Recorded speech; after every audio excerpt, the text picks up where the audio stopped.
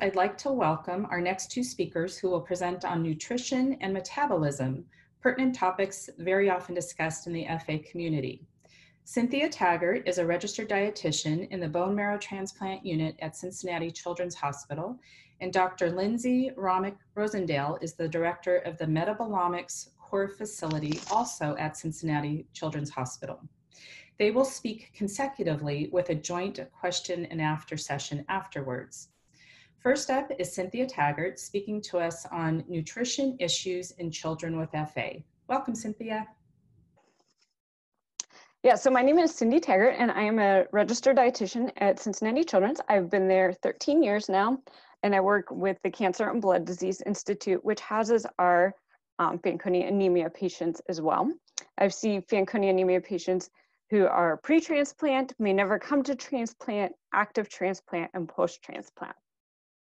Today, we're going to cover a variety of hot topics that oftentimes I hear from my patients and families with Fanconi anemia. We're going to review growth charts and what to expect, healthy eating, how to make every bite count, mealtime routines. We're going to also talk about vitamin and mineral supplementation and tube feedings. So first, we're going to talk about some growth charts. These are actual patients who have Fanconi anemia. Their parents have graciously agreed to allow me to use their child's growth chart. So we're just going to look at a couple and see how I would look at them from a nutrition perspective, how other dietitians who are not familiar with patients with Fanconi anemia may look at a patient's growth chart, and what does it mean, and what's okay, and what's more concerning. So our first friend here, this is his weight. It's a little boy who is 8. And you can see that his weight, he's always been below the 50th percentile, which is perfectly fine, perfectly normal. What we are looking at here is he following a particular growth curve? We're looking to see, has he lost a lot of weight, gained a lot of weight? What kind of are his weight trends over the last couple of years?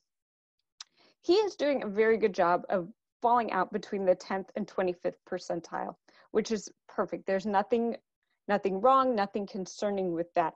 Not every child, healthy, unhealthy, will grow exactly at the 50th percentile. It's a general guideline range.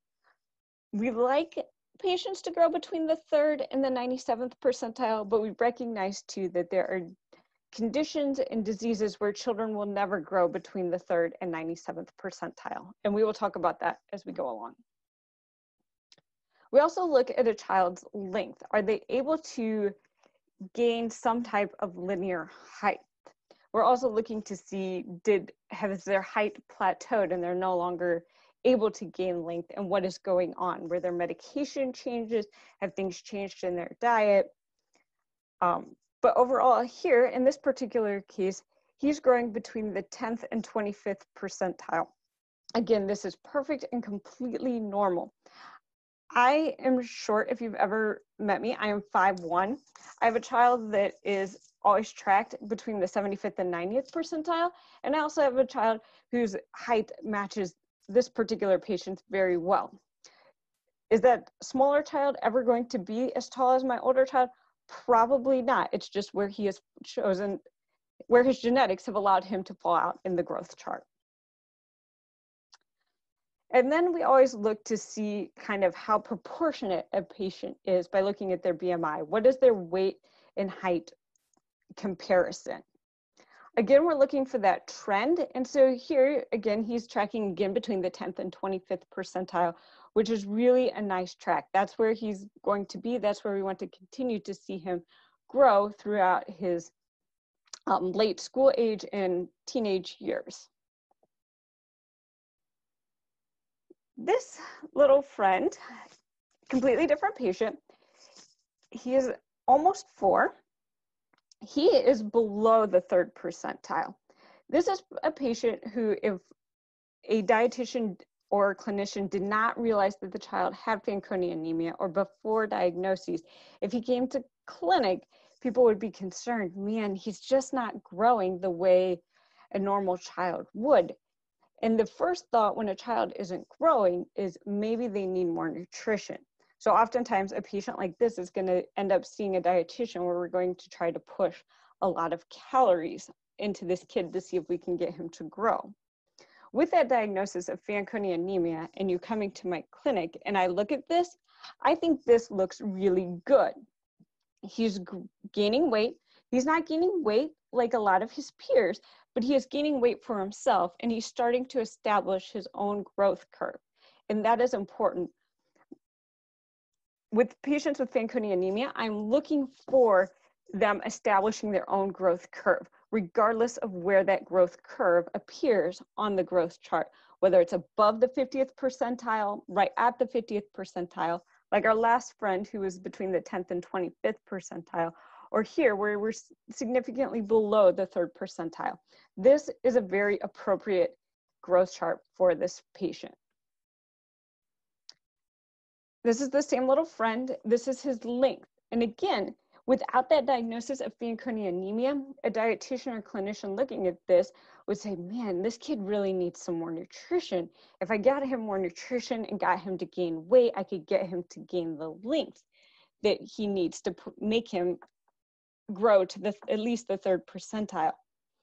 But again, looking at him from a Fanconi anemia perspective, I'm thinking this is a really good growth chart. He's starting to establish his own curve for his length, and he is able to gain length every year. Again, I'm still looking for those same parameters of, has he flatlined the last couple of years, just not making any progress growing? That's a little bit different than just being below the growth curve. His BMI is a little hard to interpret. He's had some issues with length. We all know toddlers are a little finicky about getting measured, getting weighed, coming off a week of an illness. We just ate a really good meal. I'm not so concerned about the fluctuations in his BMI here because I can see good weight gain and length gain patterns in his weight and his length growth charts. My last little friend, he is well below the growth chart for his weight. But again, over the last 6 years, we can see he has a nice trend of slowly making progress and gaining weight. And you can see that that curve mimics a typical child's growth. It's just much further below the normal growth curve. That's okay. And this is what we want to see, is mimicking that growth curve of healthy children. His length is amazing. Even though it's not on the growth chart, we can still see that every year he is still gaining weight, and it's a great representation of him following his own growth curve. And so that's why I picked this one, is because I just really like how well he has grown, even though it is very different than a normal healthy child. It is very good for him. His BMI, again, I'm not able to use it very much. The little triangles indicate that he is below what the growth chart in our computer system will allow me to show. So I'm not really worried about that because I can see his weight gain patterns and I can see his length gain patterns, and that's what I am most concerned about. In doing a presentation on nutrition, I felt like I had to just briefly touch healthy eating, kind of go over that, and then we will talk about some other things. So our gold standard currently for healthy eating is MyPlate.gov. MyPlate.gov replaced the food guide pyramid several years ago and is put out by the USDA.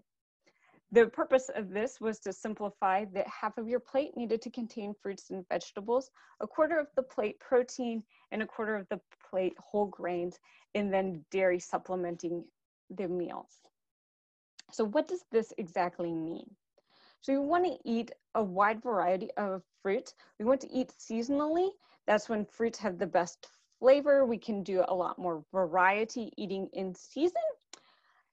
We want to replace some of our sweets. We all crave sweets. I especially crave sweets.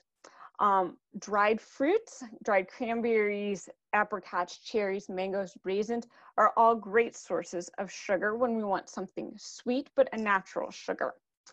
To help us meet our fruit goals, we can keep our fresh fruit rinsed and ready to go and where we can see it, so we're more likely to grab an apple over the cookies. Vegetables. Vegetables, very important, lots of good variety. Again, eating seasonally, varying our veggies, adding vegetables into breakfast, adding spinach or peppers to a morning omelet or eggs, having a side of sweet potatoes with your morning eggs, incorporating color into our salads. Salads don't just need to be a plate of greens, making sure that we're adding some carrots, again, peppers, cabbage, cauliflower, tomatoes, anything that's going to give some color to that salad to make it more appealing. And then raw vegetables are a great addition to any dips or dressings, which are great sources of calories, which we will talk about later on. Grains. Popcorn is a whole grain, which is a great snack. We want to use whole grain pastas when we're making pasta dishes. And then whole grain cereals is a great breakfast option as well as a snack option. Now, we're not talking about Fruity Pebbles, but more of like a Cheerio healthy grain cereal. Protein. Protein is an important part of everyone's diet. I recommend sometimes we're all busy. I'm a busy mom. I have a lot going on besides my full-time job. So sometimes you have to make dinner thinking ahead for the week.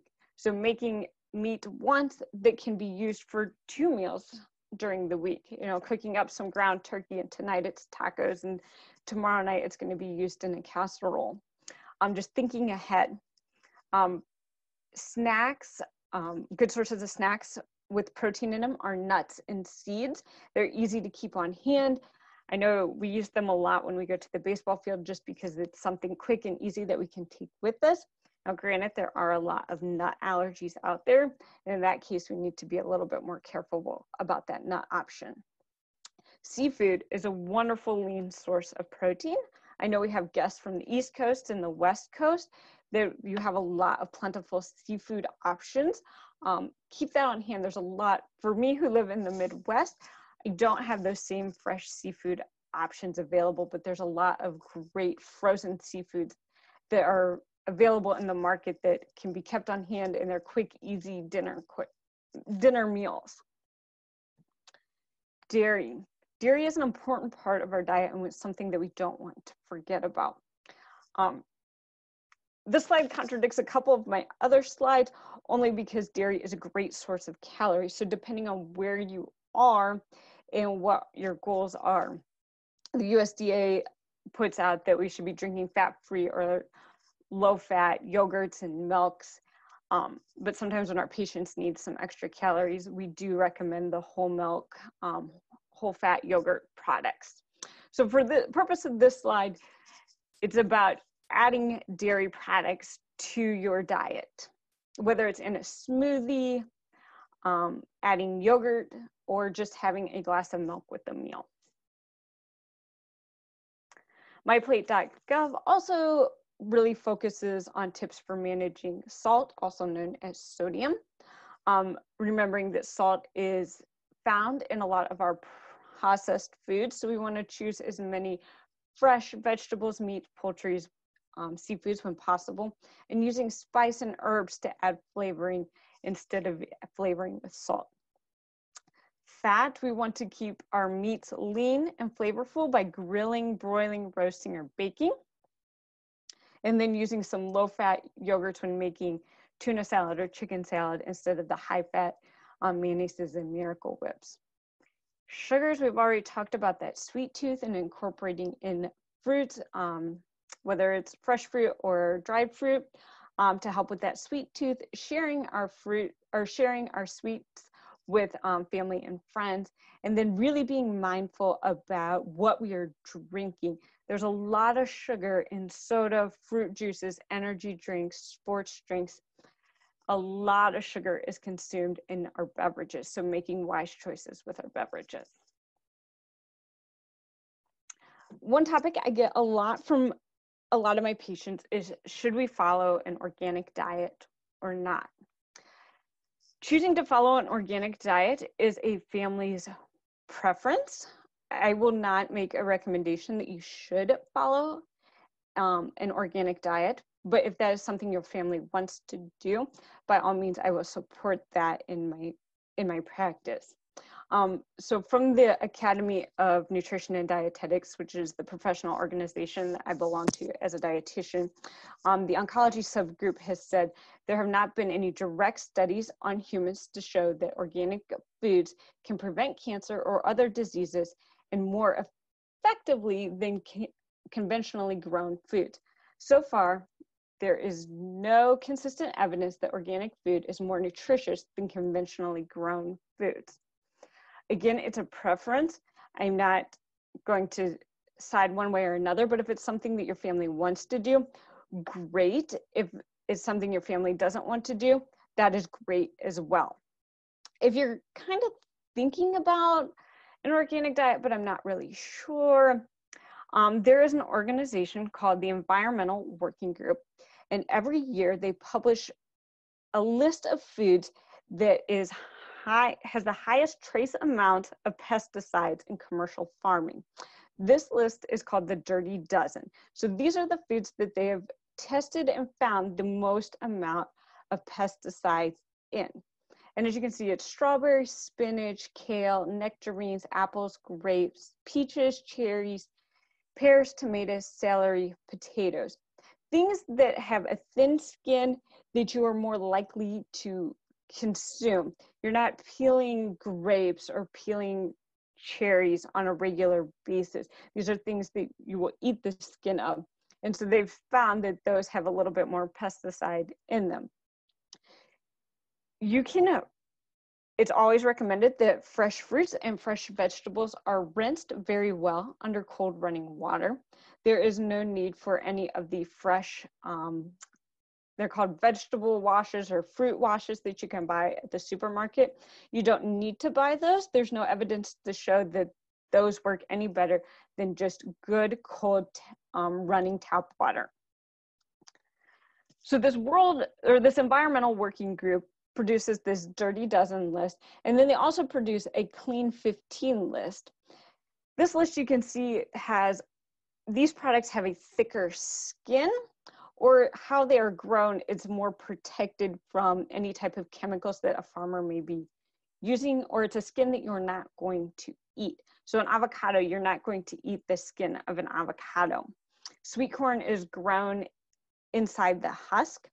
Pineapples have that thick outer shell that we don't eat. Onions, you're going to peel away the skin.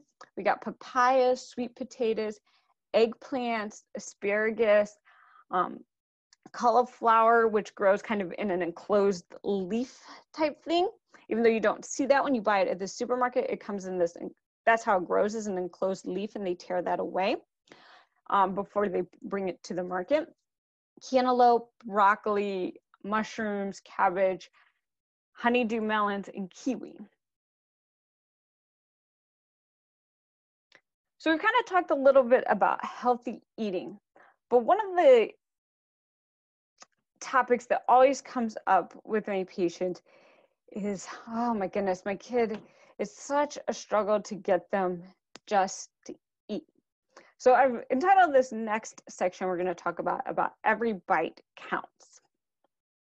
Not all foods are created equal. There are some foods that are much higher in calories than other foods. So when we're struggling to get our children to eat and to get the calories in they need, we need to focus on a combination of foods, but definitely making sure that we incorporate some of these higher calorie foods into their diet. So the first list is foods that are just naturally higher in calories. Bananas have more calories than an apple.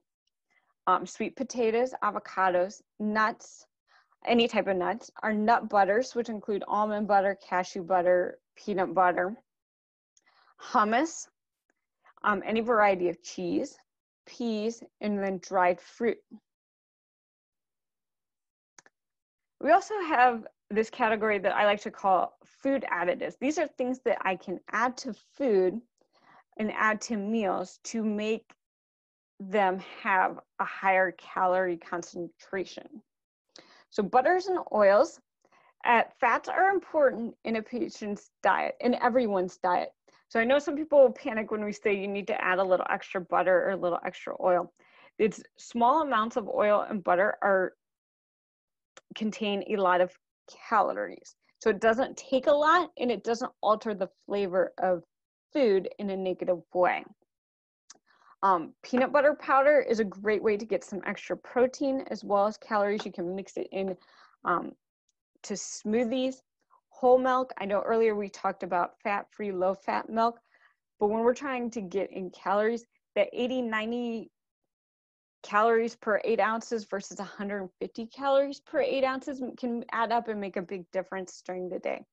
Heavy whipping cream can be used in casseroles and sauces. Adding sour cream, mayonnaise, cream cheese are great sides for dipping on sandwiches, in tacos, spreads on bread. Maple syrup to sweeten things. We can put a little bit on fruit with toast. We can add flax or chia seeds to cereals on toast with peanut butter. In some of our baking needs, it's just an extra source of calories. Salad dressings and dips to go with our fresh veggies, jams and jellies, and then dried milk powder can also be added to some of those casserole dishes. I often recommend food products and food additives like this as they don't alter the taste of food as much as there are some medical grade calorie additives that I have that I can give to patients that patients can get. But I feel like those really alter the taste and the texture of food. So I'd much rather do it with things that you can purchase in the grocery store than with a medical product. Am I saying that those medical products are bad? Absolutely not. They all have their place. But if we can do it with food, it's a better option. Making every bite count, milkshakes and smoothies are an easy way to get extra calories into your child's diet. So I wanted to give you a basic milkshake recipe of just whole milk and ice cream. With that, you can add things like the peanut butter powder, chocolate syrup, strawberry syrup. You can add fresh fruit. You can sneak in a little bit of avocado. You can add in a little bit of candy pieces, whatever you want to make that milkshake more appealing to your child. Smoothie is also a great way to get in calories with a milk juice base, any type of frozen or fresh fruit or vegetable that you want to put in there, a little bit of yogurt for some protein. Again, sneaking in a little extra dry milk powder is a great way to add calories. And it's much easier sometimes to drink the calories than eat the calories. Mealtime routines. So oftentimes I'll get patients that will come and see me in clinic and they'll be like, oh my goodness, we're feeding our kid all day long. She's eating constantly, he's eating constantly, but he's just not gaining weight. Or I'll hear, it takes them 3 hours just to eat dinner. What can we do? So this is entitled Parents Provide, Kids Decide. So parents provide what to eat. We want to encourage you to serve a variety of healthy foods, offer new foods with favorite foods. So if tonight we're having salmon, which is a new food, then we want to pick a vegetable and a grain that our child is familiar with. We don't want to go with a brand new, all new foods on a plate where we got salmon and we've never had asparagus and we got some fancy rice. We don't want to do that. If salmon is our new food that day, we want to do a salad that our child is familiar with, and then maybe some mashed potatoes or a pasta dish that they're familiar with and that they like. When introducing new foods, it can take 12 to 20 times to introduce a new food before a child is accepting of that food. So it takes a lot of patience, and it's a frustrating process for everyone. I know, I get it, it's frustrating, and it takes a lot of time. So just because the first time you present it, it doesn't mean that it's a no-go forever. I also very strongly encourage my parents to not become short order cooks. We want you to prepare the same foods for everyone in your family. When we start becoming the short order cook, that's when our child will only eat pizza and chicken nuggets, and only certain types of pizza or certain types of chicken nuggets. It needs to be, this is what's for dinner. There are things here that you like. You're going to sit with us and you're going to eat with us. Meal times. Meal times should be limited to 20 to 30 minutes, with snacks timing being 15 to 20 minutes for a snack. We don't want a child eating and having food presented to them all day long. We want there to be time for a meal, and then playtime, distraction time, coloring, reading, play, physical activity, and then food provided again. We want to have as much as we can, because we're all busy, to stick to some type of meal and snack routine, so that a child knows that every 2 to every 4 hours, there will be some type of food available to them. This one is could go either way.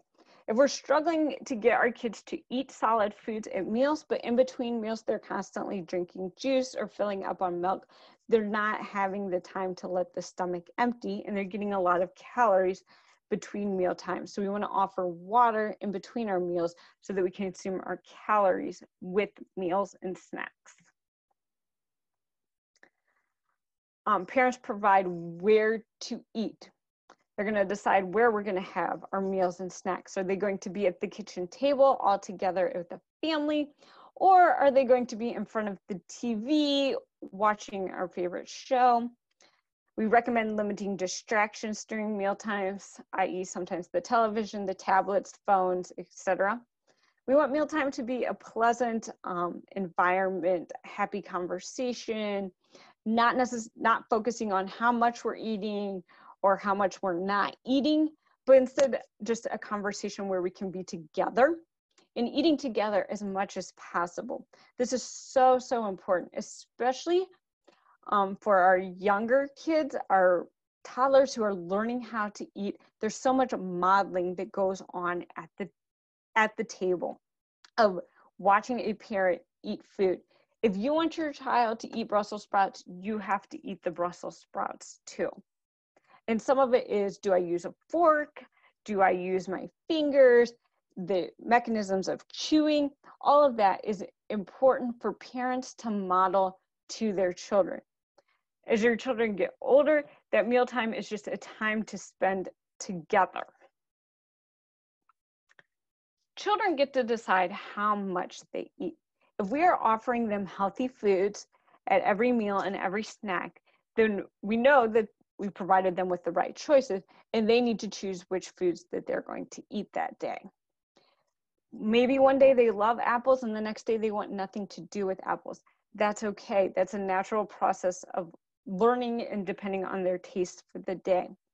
We do expect your child's appetite to vary from day to day. Our appetites vary from day to day as well. Some days we eat a lot and other days we don't eat nearly as much. And that's okay, and that is normal. Collectively over the week, we are looking to see it should average out to be enough for that child to grow. If your child for a week continues to show a decline in eating, that's a concern. Or if we have several weeks where we're just not eating like we used to, then that becomes a concern. But one day of bad eating is not a bad thing. It's the multiple consecutive days or the consecutive days that turn into weeks where we become concerned. We're going to touch briefly on vitamins and mineral supplementation, just as kind of a brief overview. No vitamin, no mineral can replace a healthy diet, a variety of fruits, vegetables, proteins, grains, and dairy. A complete multivitamin can definitely be incorporated into a patient's routine. I will caution, not all gummy vitamins are complete. They have definitely improved over the time. We all like our gummies, but be careful. And if it's just kind of a supplement, it's okay. If we really need to make sure that we're getting all of our vitamins and minerals, then we need to pay attention and read those labels on the vitamin packages a little bit more. If we have a patient, bone health is important. So calcium and vitamin D, we do sometimes encourage some calcium and vitamin D supplementation, especially if a patient is not drinking milk or if they're not going out in the sun a lot, then we'll encourage a vitamin D supplement. Iron can go one of two ways, and this is why I included it. If your child is receiving a lot of blood transfusions, we do not recommend an iron supplementation at all. If your child is drinking a lot of milk and not eating a lot of other food, they are at risk for developing iron deficiency anemia, which is different. And oftentimes it requires an iron supplementation and removing milk from the child's diet. Sometimes in our teenage patient population, if a girl is menstruating and not eating any red meat, she can also develop iron deficiency anemia, at which point she may need an iron supplementation.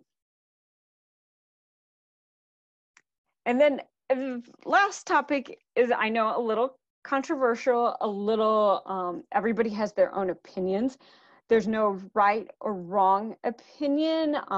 We've all had our own experiences, but I want to talk a little bit about feeding tubes. And feeding tubes from my perspective of why they're good, how they can be helpful, and then I'll take some questions about feeding tubes. Again, I know everybody has different experiences and very much different opinions about this. So there's two types of feeding tubes we're going to talk about today. The first one is an NG tube. It's inserted into the nose, goes down the esophagus and all the way into the stomach. These types of tube feedings are typically meant to be a little bit shorter term, a couple weeks, maybe a couple months. If your child's had an illness and they just need some help recovering some weight gain, it's a good thing. If overall long-term we're struggling with not meeting our nutritional needs, whatever that may look like, sometimes we will recommend G-tubes. So there's a picture of a G-tube. It is a surgical procedure where your child would go to the OR. And it goes in through the abdominal wall into the stomach, and then we can feed that way. So collectively talking about NG versus G-tube aside, feeding tubes. Feeding tubes can help meet a child's nutritional needs. It doesn't necessarily mean that they need help meeting their calorie needs. Maybe they need help meeting their fluid needs or their protein needs or some extra vitamin mineral supplementation. There's different ways and different reasons why we recommend feeding tubes. It helps take some of that pressure away from mealtime. If meals become a constant battle at home where you've got to eat, you're stressing out because my kid hasn't eaten, it takes away some of that pressure and lets food and meal times to become a more enjoyable experience while we work to stretch the stomach and just work on textures and tastes and flavors of things. And they can also be used for medication administration. So I've had several patients who have gone through bone marrow transplant where they get feeding tubes simply because it's easier to take medications that way. And they prefer it, and it makes life for everyone much better. The cons to feeding tubes, obviously there's a little bit of discomfort in placing the tubes. The NG tubes are placed bedside by our bedside nurses. The G tube, like I said, is an OR procedure that heals over time. It may be considered an artificial way of feeding your child, but there are definitely ways where we can put food through a G-tube and G-tube. There's a ton of products, which we'll talk about here in a minute. Yes, it's not the normal way of putting food into the mouth where we chew and we swallow. Sometimes we recommend feeding tubes because patients have difficulty chewing and swallowing food. And then of course you have to take care of the tube. So before I really talk about this slide, there's many different types of feeds. There's many different types of formula companies. I work for no formula company. I am in no way supporting any of these particular formulas. I just put them on here as examples that we can talk about and to share with you that just because there's one product, there's lots of different products and there's lots of different options. So if your child has a feeding tube, there are options and you are not stuck with only one formula. So there's many different companies, many different products. The products range higher calorie, lower calorie, what they're made of, what the protein composition is it what kind of vitamin mineral composition it has, is it more what we are now calling a food-based formula versus a standard product, how broken down is the proteins, are they free of different allergens. We look at them from a tolerance perspective when we put a patient on a tube feeding. We look at the ingredients. We look at the cost to the family. Is the insurance company going to cover it? Are you going to be buying this out of pocket? What can we get from your DME company? There's a lot of varying factors that go in. And just because you start out on product A doesn't mean that you don't ever try product B or product C. There's a lot of different options. So I don't want you to feel like I got put on this product, but I don't really like it, but I don't know what to do. There are options available and you need to just discuss with your medical provider and your dietitian and probably your insurance company and your medical supply company as well. So finally, we all come in many different shapes, sizes. We all grow very differently. We have very different body types. These are my dogs. So obviously I have some different body types. They all have different nutritional needs, and it's okay. They're all sweet, fun-loving animals. We're all sweet, fun-loving people that just have different needs in diets and body types, and it's all okay. I will be taking questions after Lindsay's presentation. I saw that there were a couple questions pop up in the Q&A while I was chatting. And then my contact information, I am available via email. I have a Slack nutrition Q&A that will be available for several weeks, and my telephone number. Granted, I'm working from home mostly right now, so I would not recommend leaving me a voicemail currently. That's not my most reliable source of communication, but by far send me an email, or we can chat on Slack as well.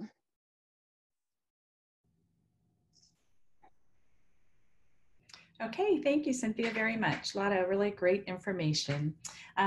And you did my job. You reminded everybody that if you have questions, we're going to wait till the end of Dr. Romnick-Rosendale's presentation, and she'll be up next. So Dr. Lindsay Romnick-Rosendale, we welcome you from Cincinnati Children's Hospital to present on manipulating metabolism to improve overall health and nutrition, a clinical research study in the FA population. So thanks for being here.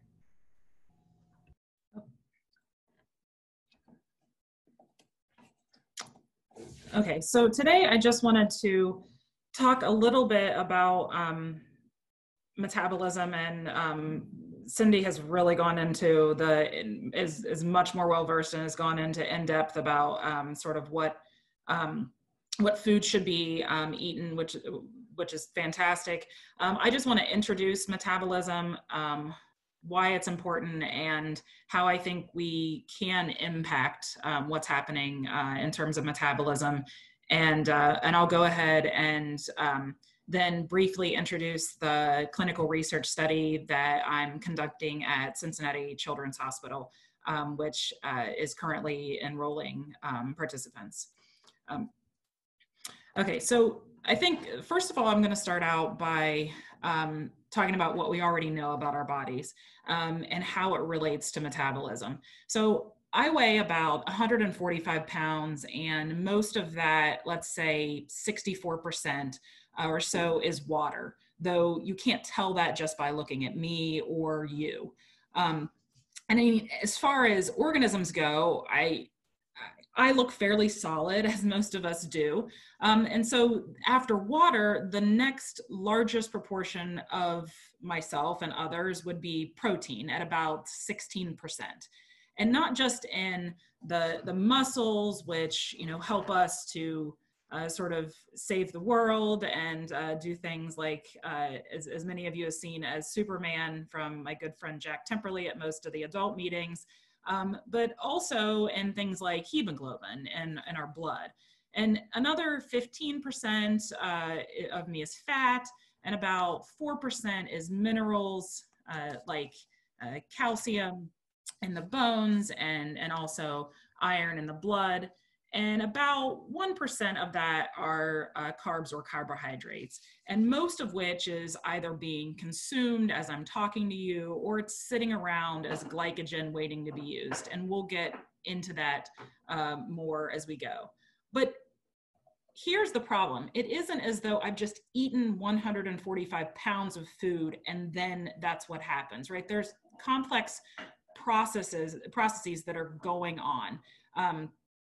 The body's constantly deciding what to keep and what dispose of as waste. And so this sort of instant and eternal loop of things that are happening in our body, and we're using, losing, and gaining different things.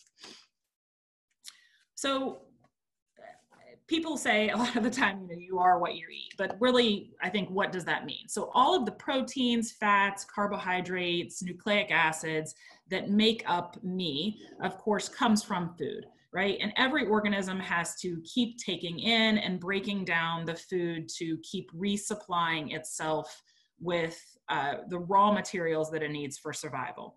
And all of that activity requires energy, which we also get from food. So how our bodies convert what we eat into energy and raw materials, that answer is sort of what, as I mentioned, this never-ending series of reactions that are dedicated to these two vital and pretty contradictory things that are happening. And those two major pathways that are at play are going to be your catabolism and your anabolism. And so this is essentially the process where you're breaking down substances and releasing energy, and we go from larger molecules to smaller molecules. And then with anabolism is where you're building new structures. So this process is going from the smaller, simple molecules to those more complex ones that require a lot of energy. And so in terms of, you know, how our bodies are constantly sort of reinventing themselves in this state of loss, but then also rebuilding, and even though all of this is happening at the cellular level, the consequences are really much larger, right? These two sets of reactions are coming together to make up our metabolism, essentially. And so what is metabolism, right? Well, people talk about metabolism in terms of how fast our bodies burn fuel and into food, and how high your personal energy level is. And that's fine. And you read a lot about that in things like personal fitness magazines, and when people are trying to sell you different products that will change your metabolism. But physiologically, metabolism really describes sort of every single biochemical reaction that goes on in our body. Now, these molecules that our body is constantly breaking down and then rebuilding, we've likely heard of a lot of these, and I'm not going to go into in great detail about a lot of them, but we hear a lot about carbohydrates, lipids, fats, and proteins.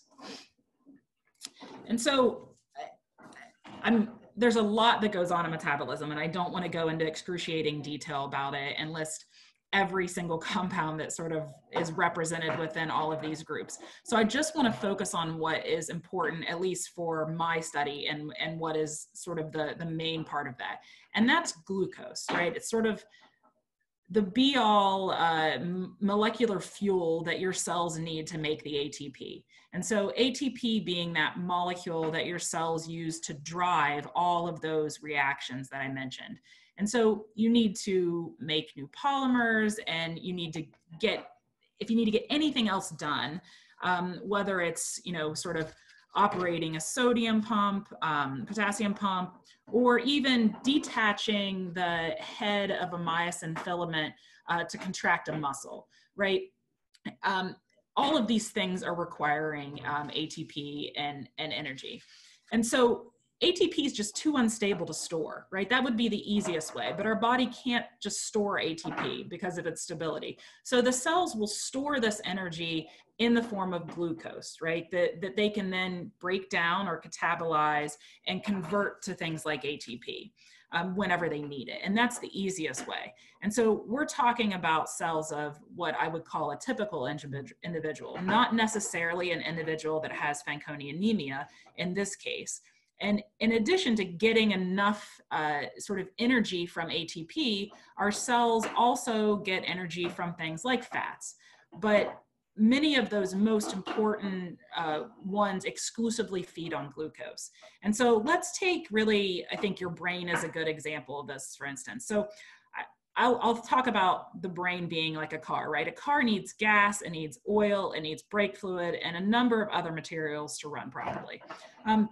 Well, your brain also needs special materials to run or function optimally, right? Things like vitamins, minerals, other essential chemicals, and glucose, right? So the fuel or energy for your brain, think of that as glucose, you know, very simplified. But if it's not needed right away, again, your energy is going to be stored as things like glycogen in your liver and your muscles. So again, your body is always at work, sort of ensuring that you have the nutrients that you need to get to that ATP that you'll use for energy. And if your body doesn't believe that it already has what it needs, the problem is that it will resort to catabolizing or breaking down sometimes really important molecules like you know, skeletal muscle to get the protein that it needs. And I'll touch on that a little bit more later. But the problem is, if things go awry and your body isn't signaling properly, then it will make sure that it can properly, you know, feed your cells, and that can obviously be damaging to other body parts. So I think that the most simple way to talk about, you know, how our body uses different nutrients is that it's not going to handle every food and nutrient that enters into the body in the same way. It just can't, right? And so after you're done digesting, some nutrients are going to go straight to your body's sort of pile of stuff that's going to be burned up right away, right? It's going to be used very quickly. But others will have to be converted into something else before the body can actually use it or utilize it. And so an example of this would be the carbs and sort of the fats in your buttered toast that can go directly into being oxidized and in its usable energy. But those amino acids and maybe that bacon, that has to be converted into other molecules that get broken down like carbs. And if you want, that's the only way that it's possible if you're going to get energy out of it. So I mentioned before that the molecules in the body are constantly, I'll say, changing shape, right? They're renewing, they're rearranging themselves to either build things or to use energy, and eating foods replenishes these nutrients. That's the bottom line, especially glucose. Then depending on what your body needs, when you last ate, certain hormones like insulin are going to help decide what to burn and what to store later. So this, of course, is important and an important function of hormones in general, which is why things can go, you know, pretty badly if the processes don't work properly and if your body and the hormones are not sensing things correctly. So exactly how glucose levels can spike or plummet and how we convert nutrients into energy and how all of that relates to eating, hunger, weight, metabolism, all of these things, even health in general, it's complicated, right? No one fully understands how this works. And so we know we need food to survive, right? Ideally, we would consume food like Cindy talked about, that's going to, that's going to help us to grow and give us the best possible nutrients for our body to use and break down. And so that's why we're really doing this type of study. So I know that a lot of people have heard, and especially when you talk about, ongoing things like diet fads, and you talk about fasting and what is fasting. And I'm sure many of you that are listening have had to be fasted for a study. I know that that's the case for a lot of things. And so when we talk about a typical individual, when it comes to how the energy is converted, it really depends kind of on when the person last ate. And that's really what we're seeing, especially in the Fanconi population. So we all switch back and forth between these two nutritional states, the absorptive or that fed state, which is during or after eating, and those post-absorptive or fasting states when the GI tract is empty and the body is running off of stored supplies. So let's say that you've just finished dinner and you're still in that absorptive stage, and your digestive system is breaking down the foods into a bunch of mostly glucose molecules that are passing into your bloodstream. The first bit of glucose gets delivered throughout the body and is tapped immediately to generate ATP, or that energy that our body needs, on the spot through a process called cellular respiration. So that's sort of the easiest, I'll say, way out, or what really should be the easiest way out for the body to use. But that's not what happens to all of the glucose, right? And so you've got a lot of extra glucose that's floating around in there. It's just going to happen. And the cells don't need it in that moment, right? They may need it later. And so again, energy in the form of ATP, it's just too unstable. So it's not going to go ahead and use that glucose and convert it, right? Because it'll essentially lose it. And so all that extra glucose, has to go somewhere. And so a lot of times, if it's not converted to ATP, then it's going to be stored as fat or glycogen, right? So those are a couple of the other options. And then whenever it's needed again, then it can be converted back into glucose, and that's not problematic. And so that storage sort of is part of how you can end up gaining weight, because how much energy gets stored depends partly on your basal metabolic rate, right? That's sort of already, I don't want to say set in stone, but you have a basal metabolic rate that you're working from. So now, normally, if your body senses that the glucose levels are too high, there's a series of events that will trigger them to take them back down, right? That's best case scenario. And at this point, there's sort of a shift from that catabolic reactions to those anabolic reactions that our body needs. And so, for example, it sort of puts a stop to breaking down that glycogen in your liver and muscles to release glucose for energy. And instead, it's actually going to start sort of ramping up and ramps up the process of what's called glycogenesis, and where that extra glucose is then linked together to form glycogen. And so these are just processes that are your body sort of through sensing should instinctively know when you get some nutrients, things like glucose, too high in the body to prevent sort of adverse events from happening. So it's also going to activate other processes where the liver converts the glucose into triglycerides and then ships them off to our adipose tissue for storage. So let's say that our body puts all that glucose, lipids, and proteins where they need to go, and you can just sort of coast into that fasted or post-absorptive state. That would be the initial goal, right? But the problem is that then several hours later, even though your small intestine is still hard at work, your cells have been helping themselves to that remaining glucose in the blood, and eventually your blood sugar level will start to drop. And this will then trigger the opposite process to happen, right? Resulting from the release of glucose, fatty acids, and glycerol back into the bloodstream. So the key here, and part of what we're trying to understand from this study, is that now, if it's been a few days since you've eaten, right, which shouldn't be the case, but if it's been a few days in a typical individual and you haven't eaten, then you've used up your blood glucose and your glycogen stores, and you don't have those sugars that are left to feed things like the brain, which are needed. Your body's going to launch into a process that's going to start converting things like fats and amino acids into glucose, so you can get the energy that your brain needs, right? That is a needed function, right?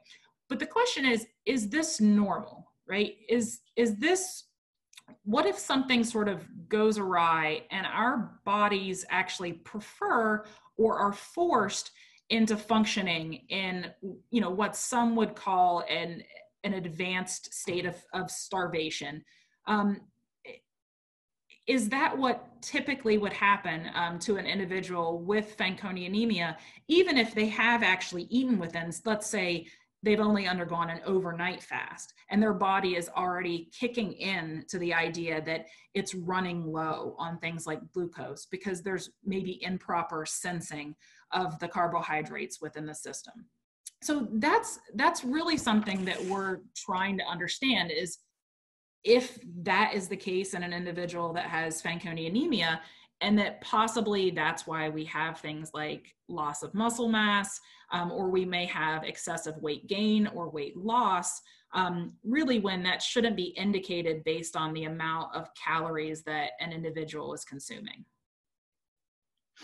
So I'm going to very briefly, and I know this word is somewhat scary. I mean, it's including to myself who studies it. So I just want to break down, and I know I've given some of these talks at camp and whatnot before, but the idea of metabolomics, it's a word that was made up, right? Like many, and it was coined, and it basically means that, you know, I study all of those small molecules that we talked about in those first few slides, like glucose, fatty acids, amino acids, ATP, etc.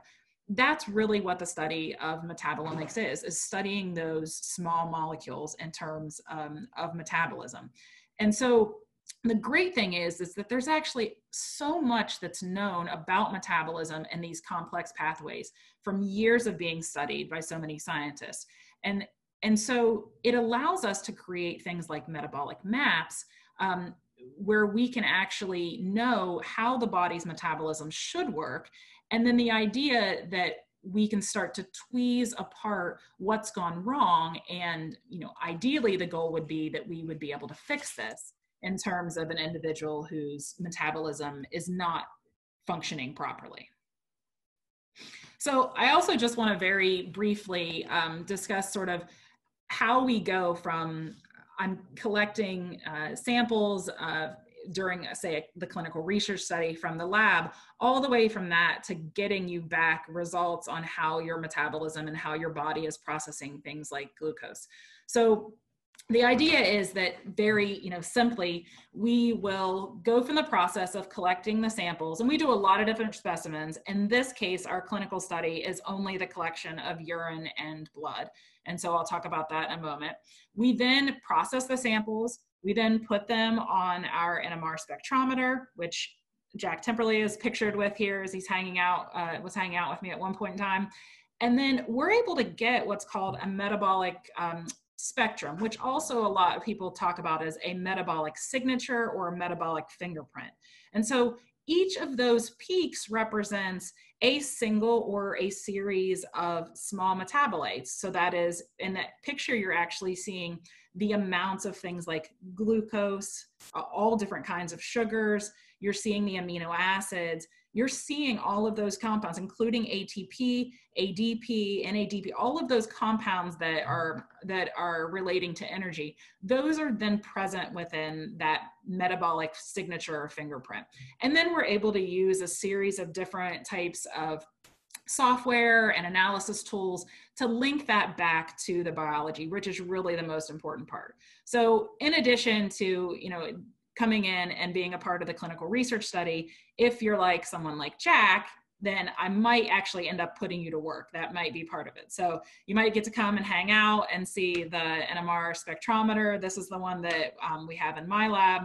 And then, you know, Jack hangs out and we go eat Skyline afterwards, which really is the biggest bonus point for him, I think. So this is, I also just want to briefly mention, and this is an incredibly complex slide, but the idea is in this study specifically, I want to bring this up because if you look at each of those red dots, and so what I'm showing you is that this is glucose. This is the indication for glucose. So in my clinical study, these are individual carbon atoms. We can actually label, which is what we're doing, each of those, and we're tracing the glucose through the body in a non-invasive manner to where we can see how and if the body is actually processing that glucose. And so that's a really nice thing where all of these processes that we talked about, the cellular respiration, how we're getting our energy, our ATP, all of that can actually be traced by the technique and by using that instrument that Jack was pictured next to, in a way of even just simply looking at an individual's urine or plasma, saliva, things like that. So it's a really nice non-invasive means of monitoring how someone's breaking down important nutrients like what Cindy has been talking about people should be consuming.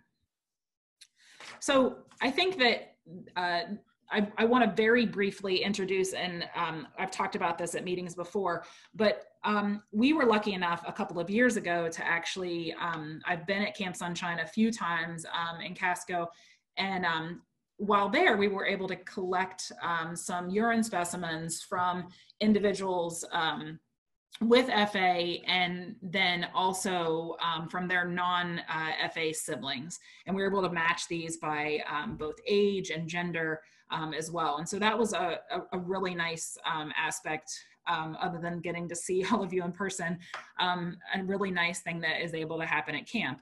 And so we're actually able to separate, right, what you're seeing in this, basically in this figure on the left, is that we're able to separate persons with Fanconi, and those individuals, again, they're their non-Fanconi, the controls are their non-Fanconi siblings.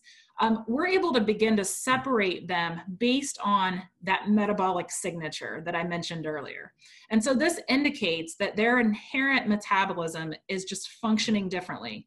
Even individuals who are living, as you would imagine, in the same household and likely consuming the same diet or diet very close to one another. And so this is really what started to get us to think about what was happening in this population. And the other thing that we actually noted, so we can go in and look at individual compounds within that metabolic signature to see what's really standing out and what's really causing the separation and the differences between their signatures. And so we note things like a really abnormal sort of urine fingerprint and an accumulation of acetone and other what are called ketone bodies.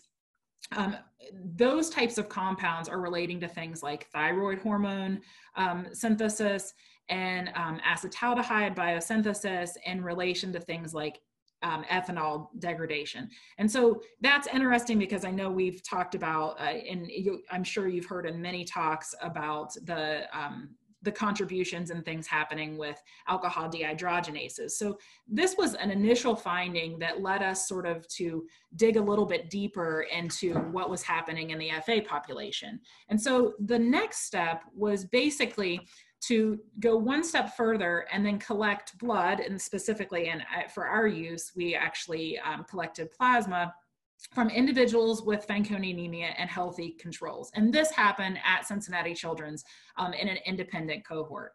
And so the metabolic profiles, again, were significantly different between someone with Fanconi and compared to a healthy, unrelated control. And again, these were age, gender, and ethnicity matched to our Fanconi population.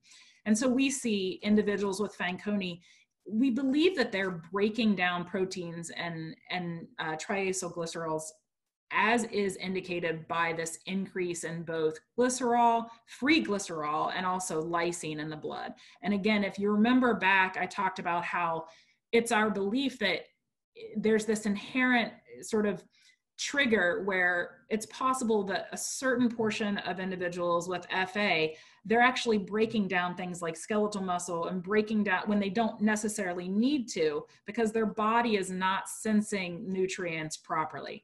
And so this was something that was obviously of great concern for us, and another reason why we wanted to go further and looking into the study. So the other thing that really started to concern us was that when we went in and looked closer at the plasma, we see low levels of plasma carnitine in a person with FA. And carnitine is known to both combat DNA damage and ROS production, which obviously in terms of a DNA repair defect, this is problematic if there are very low levels in an individual with FA. And again, that could be problematic as well.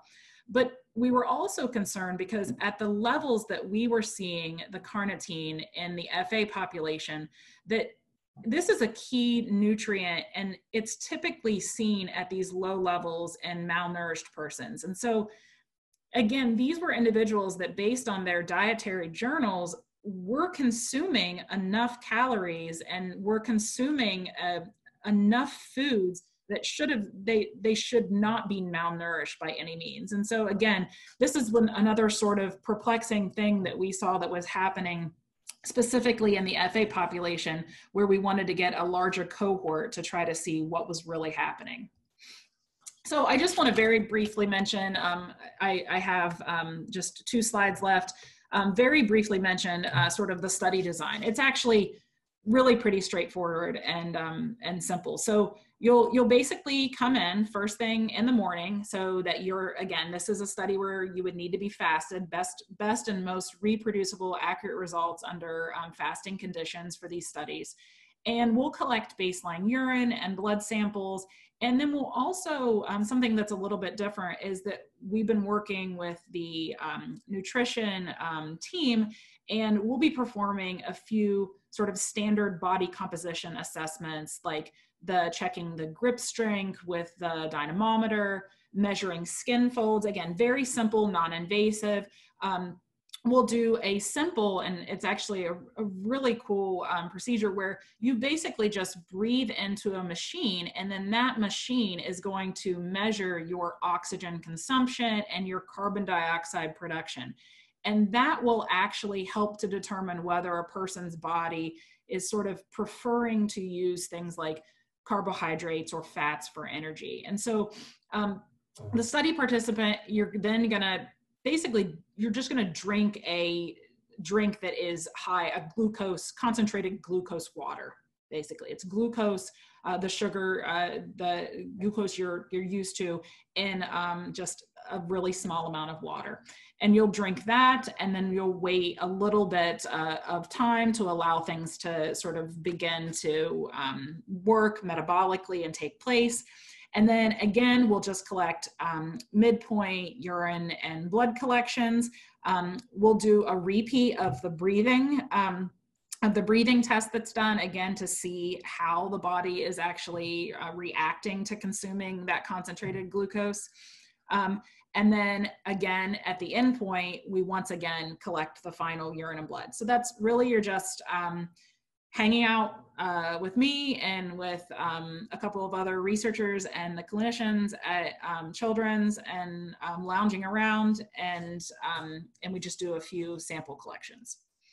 So I just want to wrap up by sort of saying that, I think that based on our preliminary results, we do think that we are seeing sort of molecular mechanisms and metabolic pathways that are really impacting the nutritional status of persons with Fanconi anemia. And we think that getting a better hold on what's really happening by doing these tracing experiments is actually going to help us to eventually develop things like different nutritional approaches and understanding how we need to feed an individual with FA to help for either weight gain or weight loss, or possibly, to build and develop novel therapies that would allow us to combat that loss of things like muscle mass, right? I mean, that's a huge issue if you're not able to build muscle. And so I think that the idea is the improvement of overall body image, improvement over overall health, right? These things impact things like immunity. And so I think that that is really what we're hoping to get at, is to sort of understand why these things are happening, and why the body is reacting and responding so differently to nutrient intake than it is possibly a typical individual that does not have Fanconi anemia. So that's all I have, and thanks for listening. Okay. Wow, that is really fascinating and exciting. Thank you so much. So we'll bring Cynthia back on. We'll have questions and answers. And remember just to type in your questions at the bottom of your screen, and Jordan will get them answered for you.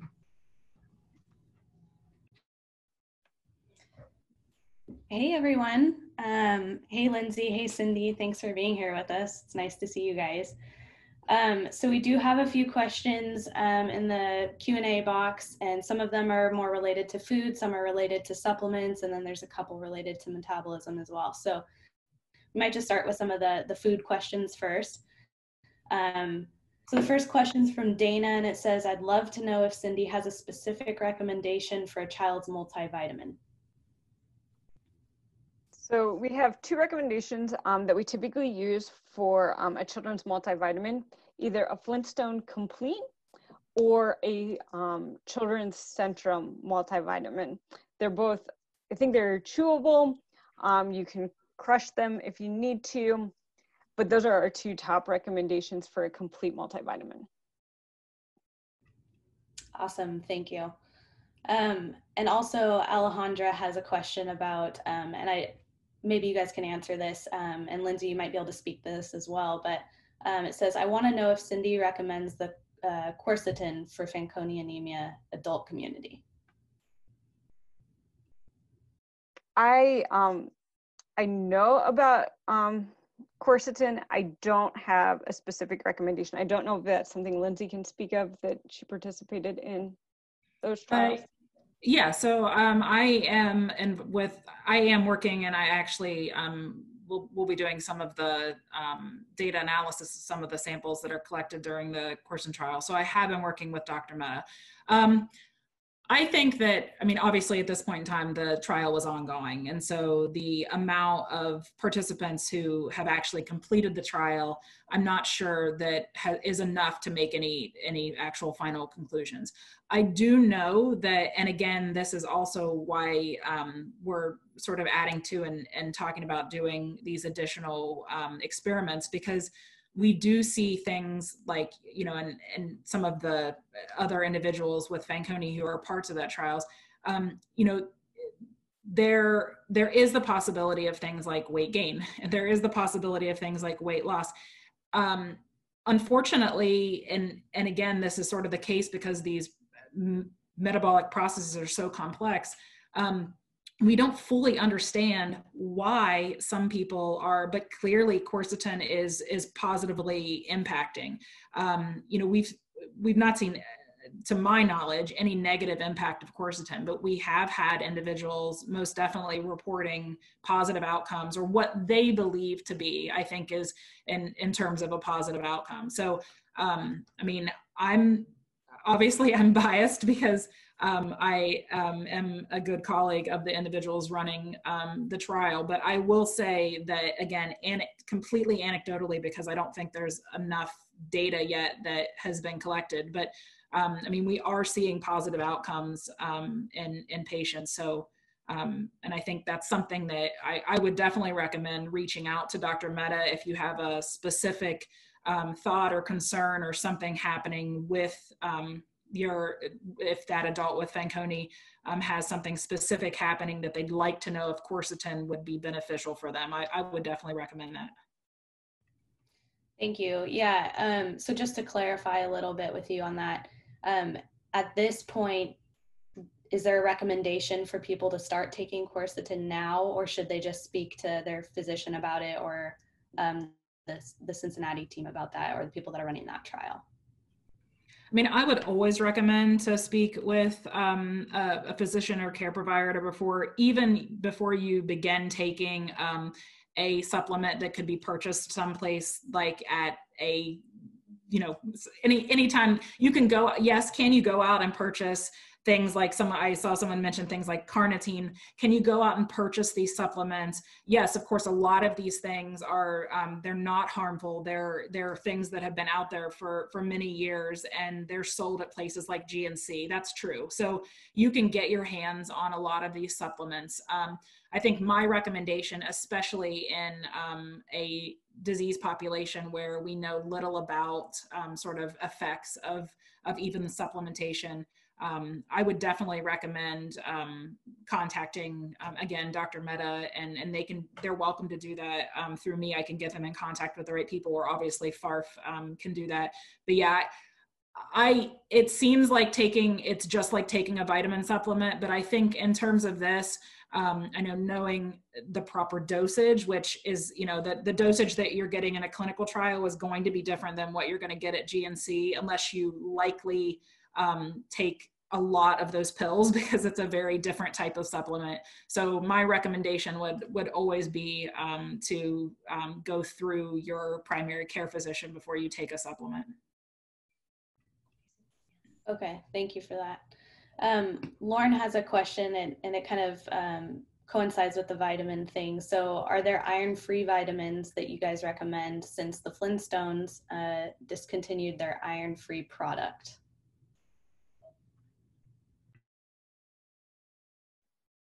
I am going to have to look that one up and get back with you on that one, because I don't, like, off the top of my head, no, but I know that there are lots of iron-free supplements. Oftentimes the gummies, I know I said I wasn't a huge fan of gummies. Gummies are iron-free because they haven't figured out how to make iron fit into the gummy tablets. Okay, thank you. Yeah, and you guys, if you get that information, you can let me know that too, and I'll communicate that to families as well. We have another question about supplements. Let's see, is it possible to FA patients somehow supplement carnitine? Yeah, so that, I mean, carnitine is, I guess that's the good thing about if,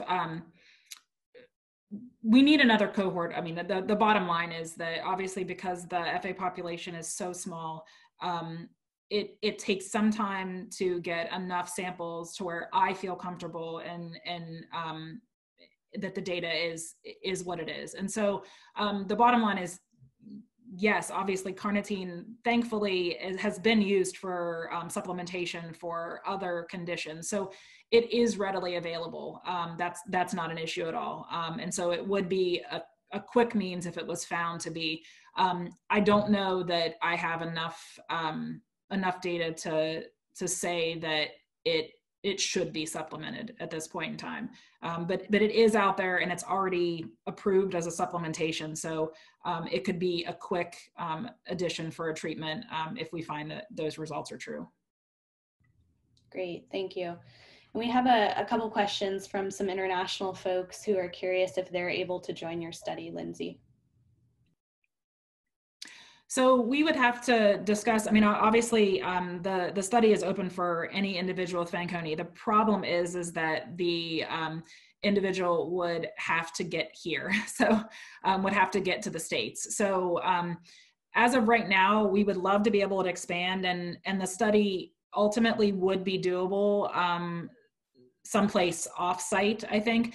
But for the initial ones, and because we're attempting to very specifically map the metabolic pathways, I need to closely monitor and do a few more time points than what we ultimately would do. So the answer is yes, anyone can be a part of the study. The difficulty is that the person currently would need to be able to travel to Cincinnati Children's to enroll.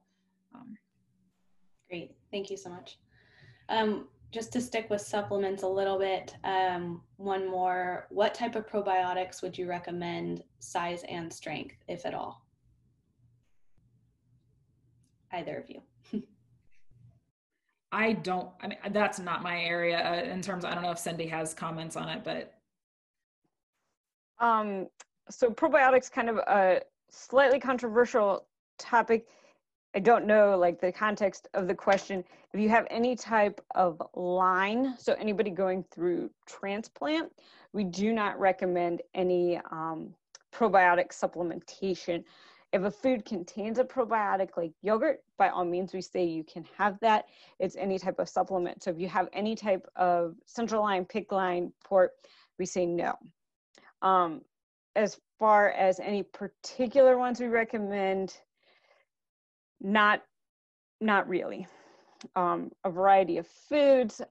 If you feel that you need a probiotic, there are several different ones on the market that you can try. This is my best answer for that one. Great, thank you. Do you know if vitamin D3 has new benefits related to cancer?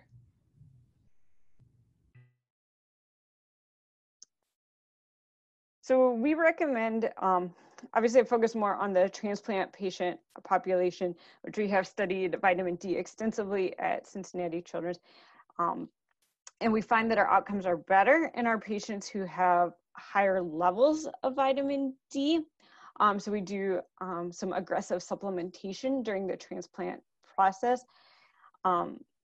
We recommend maintaining a good level. I know that the basic recommendation is above 20, like somewhere between 20 and 30, but we prefer our patients to be more in like the 40 to 60 range of vitamin D, which you are typically going to need some type of supplementation to get to that level. As far as any specific direct relationship to cancer, no. Is overall vitamin D good for overall health? I know that there are claims out there that higher vitamin D levels are better at preventing cancer. I don't know that we can officially say that. Okay, thank you. Lindsay, this one's for you, from Donna. How soon could a metabolic fingerprint be used as a standard of care for people with FA when they get an assessment when first diagnosed after BMT? And then her follow-up to that is, are there current commonly used biochemical measurements that could provide individualized metabolic information today that patients could request doctors measure? So that's a good question. So unfortunately, having an instrument like the one that Jack was pictured next to is the limiting factor for a lot of institutions. There aren't that many that have an instrument that will allow you to get the metabolic signature. So that's the first limiting factor. And so I will say that the idea in some other diseases and even in some cancer types is that a sort of enough, let's say enough urine specimens from, we'll say, individuals with and without breast cancer have been collected. And so because of that, you are able to very specifically, in some cases, you can collect an individual's urine, and it is used as a biomarker panel of sorts, where you collect an individual's urine that you may suspect has that type of breast cancer, or that you're just screening, maybe the person is of that advanced age. And so the idea is you run that, and then you'll put that metabolic signature data into what we call a model, and it either fits with the group of people who do not have that cancer, or it fits with the group of people who do. And we can say, okay, this is a red flag, and now we've identified that person as needing more, something further treatment or further tests. But it is a good non-invasive way. I will say that currently it is difficult. Right now, I'm just collecting samples at Cincinnati Children's, or I'll go and collect, say, urines at Camp Sunshine. But because the population is small, it is difficult to get enough samples to build that model that would be needed. So short answer, yes, it is doable. This type of metabolic signature and fingerprinting is used in other populations and other diseases as sort of a biomarker screening of sorts.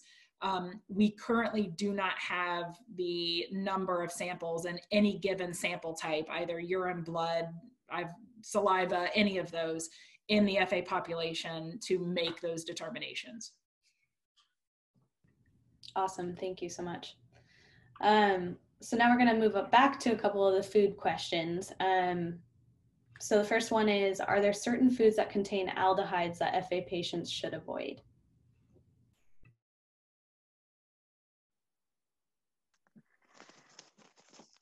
So aldehydes are like a fermentable food for people who aren't familiar with those.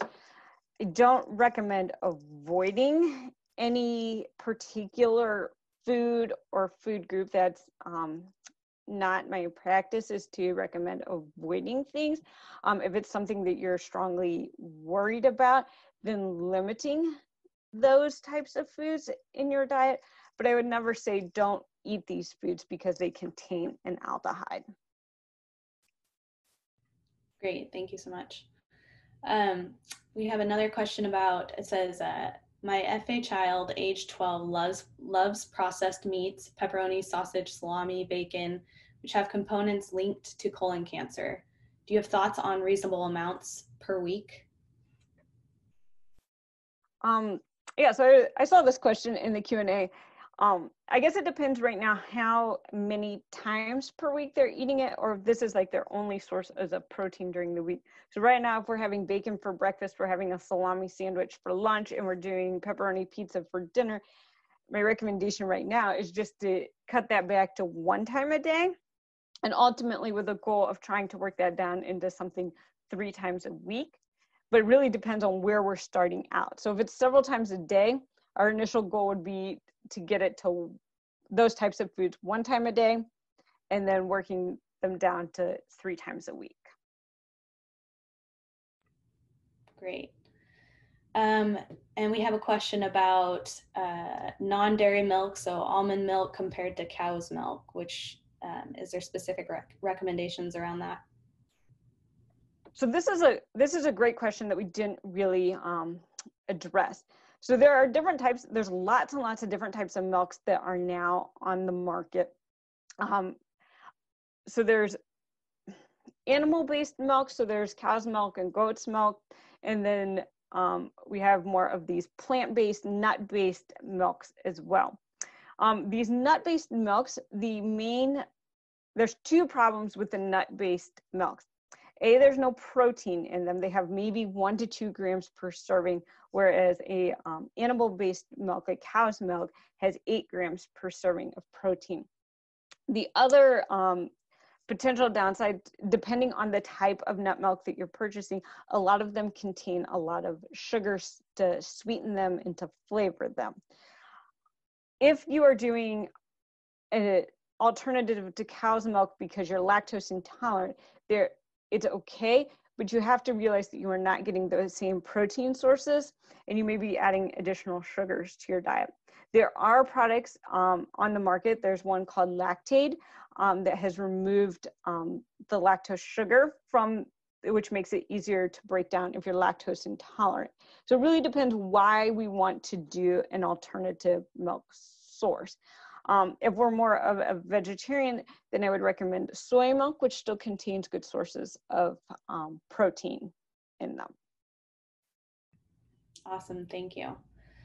All right, so this one might be more, well, this one's for both of you perhaps. So Mary Ann Lana asks, can metabolizing issues contribute to poor appetite?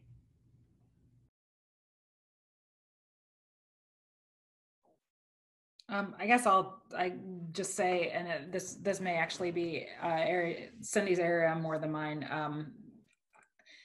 And I'm speculating. I mean, I'm not sure that's known. I don't know how much, and maybe it is, and Cindy will correct me.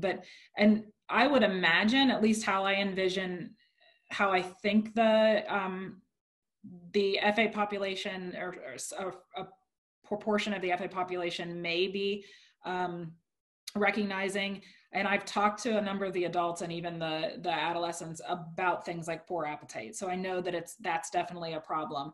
I know that in terms of, let's say with things like intermittent fasting and even the sort of the diet craze of the keto diet, things like that, where you go into advanced states of fasting, which I believe is happening, or a person with Fanconi's body believes is happening, even if they're technically only fasting from the time they eat dinner until the next morning before they get breakfast. So I'm talking about, for the FA population, a very short period of fasting even. I think that the body does naturally sometimes tend to not be, basically you aren't as hungry. I mean, and this even comes from, there are a couple studies. So I could see that being the case. I mean, and I also think it's an improper sensing possibly of the body, where it believes that it has what it needs. And that's part of it, right? Is like, if your digestive system is or isn't digesting properly, and your body is still trying to somehow use the nutrients that it has, then it's, it may feel like it's still full, or it's still trying to process those things. So from, I guess, a molecular standpoint, I guess I look at it more so as the body thinks it has what it needs, but it's likely using nutrients like skeletal muscle or fats that we really don't want it to use. And so that's my perspective from a molecular standpoint. I think I would agree with Lindsay. I don't think we know the answer, but very potentially it's a very, very possible that that's what's going on. Perfect, thank you. So I think we're about out of time for Q&A. Thank you guys so much for participating in that. That information's super helpful to families. I know they appreciate it so much. So thank you so much for being here.